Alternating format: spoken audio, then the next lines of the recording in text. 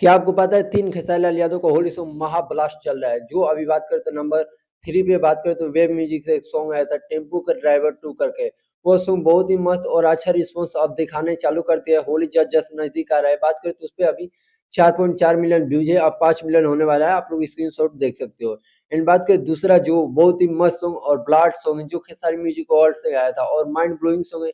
जो सॉन्ग तत्काल आया था और पिछले जो पुराने सालों पर जैसे सॉन्ग आते तो उस तरह का आया था और वो भी सॉन्ग अब मार्केट में चल रहा है और शुरू से वो सॉन्ग चल रहा है। तो उसपे बात करें तो अभी तक 2,10,000 लाइक है एंड बात करें तो 7.1 मिलियन व्यूज है।